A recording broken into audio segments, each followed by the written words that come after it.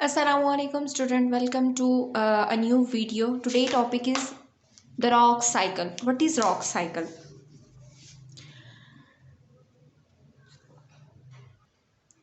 Geologists divide rocks into three major groups. तीन major groups हैं rock cycle मतलब rock cycle के अंदर रॉक टाइप्स हैं जो तीन मेजर टाइप्स हैं जिनमें पहली है इग्नियस, सेकंड है सेडिमेंट्री एंड थर्ड है मेटामॉर्फिक रॉक्स।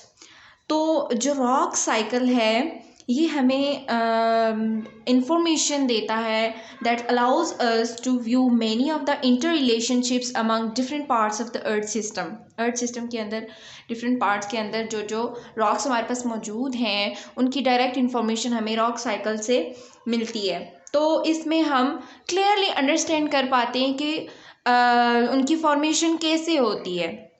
इसमें हम सिंपल तीन टाइप्स ऑफ रॉक्स पढ़ेंगे, उनका साइकिल पढ़ेंगे कि उनकी फॉर्मेशन कैसे होती है।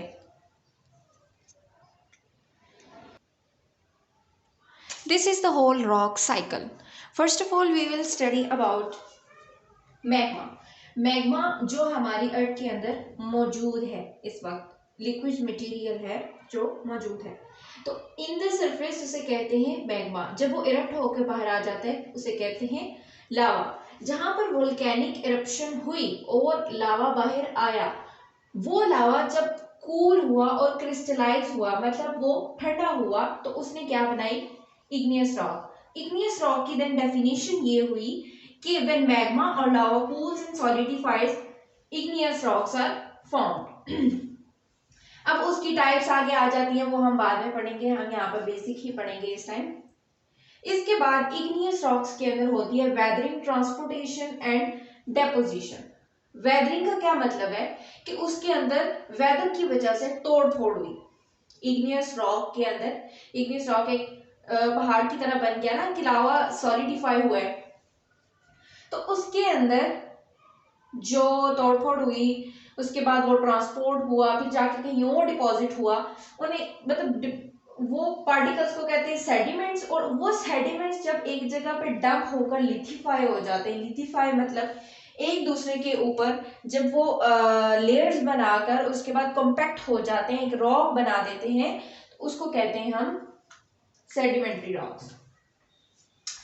Then sedimentary rocks layer by layer नीचे जाती हैं, मतलब और सेडिमेंट्स न्यू आगे अगली लेयर नीचे चलेगी। इसी तरह से सेडिमेंट्री रॉक्स लेयर्स की फॉर्म में होती हैं।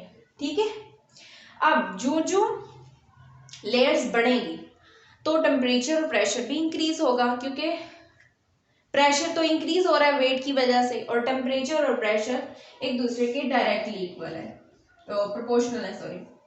तो जो जो प्रेशर इंक्रीज होगा टेम्परेचर भी इंक्रीज होगा। जो जो वो नीचे जाएंगी तो जब वो नीचे जाएंगी हीट इतनी ज्यादा हो जाएगी तो वो मेल्ट होना शुरू मतलब सॉरी क्रश होना शुरू हो जाएंगी, उनकी फॉर्मेशन चेंज होगी। ठीक है, उसे हम कहते हैं metamorphism. Heat and intense pressure की वजह से जो चेंज आता है उसे क्या कहते हैं हम, मेटामॉर्फिज्म। और उसकी वजह से जो रॉक्स बनती हैं उन्हें हम कहते हैं मेटामॉर्फिक रॉक्स। उसके बाद जो जो हमारे पास टेम्परेचर बढ़ता जाता है तो मेटामॉर्फिक रॉक्स मेल्ट होती हैं, वो दोबारा से क्या बना देती हैं, मैग्मा। ठीक है, अब जरूरी नहीं है कि यही सारा प्रोसेस हो। ठीक है, इग्नियस रॉक्स भी दोबारा मेल्ट होकर मैग्मा ही बनाती हैं। इग्नियस रॉक्स में के अंदर मेटामॉर्फिक चेंज आया है हीट और इंटेंस प्रेशर की वजह से, तो वो भी मेटामॉर्फिक रॉक्स बनाएंगी।